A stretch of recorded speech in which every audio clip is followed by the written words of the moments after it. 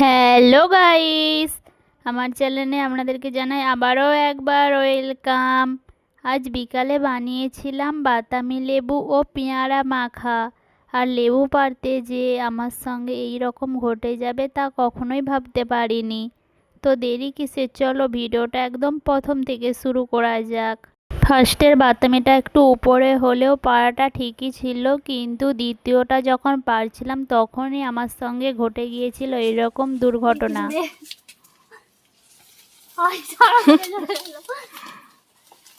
এই বেশি টানানো। হ্যাঁ, বাতাবি লেবুটা একদম সোজা এসে পড়েছিল আমার মুখের ওপর। ভাবলাম আমার চশমাটাই বোধহয় ভেঙে গেল। তো চলো এখন বাতাবি লেবুগুলোকে জল দিয়ে ভালোভাবে ধুয়ে নিই। আর একটা গাছ থেকে কলাপাতাও কেটে নিয়েছি, সেটাকেও জল দিয়ে এখন ভালোভাবে ধুয়ে নেব। বাতাবি লেবু কাটার আগে গামলাতে 1 বোতল জল নিয়ে নেব। গাইস, আমি জানি তোমরা সকলেই বাতাবি লেবু কাটতে জানো, কিন্তু আমি কীরকমভাবে কেটে থাকি ভাবলাম তোমাদের সঙ্গে একটু শেয়ার করি। আর তোমরা কে কে এইরকমভাবে বাতাবি লেবু কেটে থাকো আমাকে কিন্তু একটু কমেন্ট করে জানিও। প্রথমে 2 সাইড অল্প করে বাদ দিয়ে দেব, তারপর সাইডগুলো এইভাবে কেটে নেওয়ার পর ভালোভাবে ছাড়িয়ে দেব। এই গাছটা 3 থেকে 4 বছর আগে লাগিয়েছিল, আর এই বছরই প্রথম ফলন হয়েছে। প্রথম ফলনেই 6 থেকে 7টা হয়েছিল। বাতাবি লেবুর কালারটা দেখুন কতটা সুন্দর, আর এটা খেতেও কিন্তু একটু কোনো টক নয়, পুরো একদম মিষ্টি।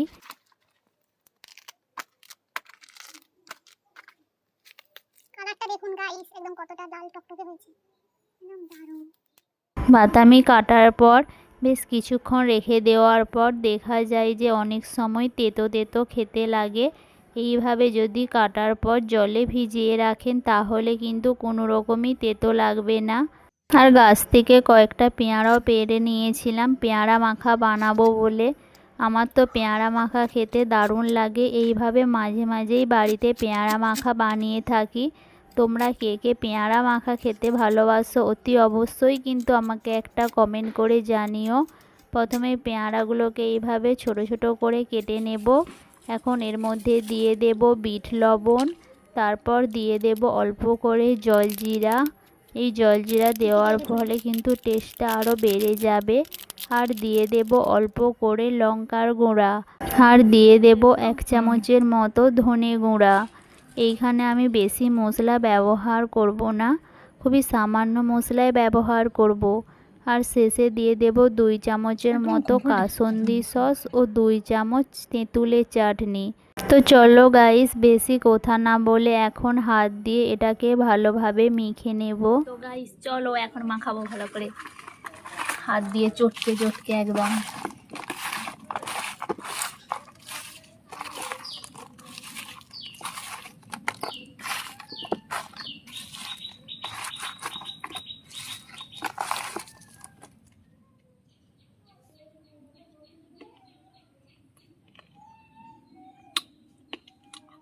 এরপর তৈরি করেছিলাম বাতাবি লেবু মাখা।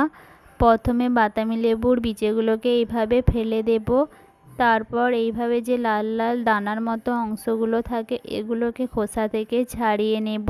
গাইস, আমার তো সমস্ত ধরনেরই মাখা খেতে খুবই ভালো লাগে। তোমাদের কার কার কোন মাখা খেতে ভালো লাগে আমাকে কিন্তু একটা কমেন্ট করে জানিও। এই হালকা শীতে ছাদের ওপর হালকা রোদে এই রকম মাখা খাওয়ার মজাটাই ছিল খুবই আলাদা। বাতাবি লেবুটা ভালোভাবে ছাড়িয়ে নেওয়ার পর এখন এর মধ্যে দিয়ে দেব বিট লবণ, লঙ্কার গুঁড়া এবং জলজিরার পাউডার।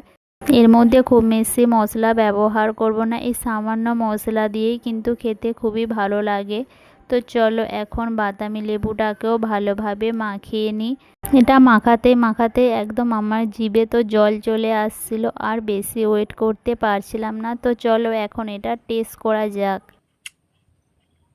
তো চলো গাইস, ভিডিওটা আজ এইখানেই শেষ করা যাক। আর ভিডিওটা ভালো লাগলে একটা লাইক কমেন্ট করতে ভুলবেন না। দেখা হবে নেক্সট ভিডিও নিয়ে, ততক্ষণে সবাই সুস্থ থাকবেন, ভালো থাকবেন, টাটা বাই বাই।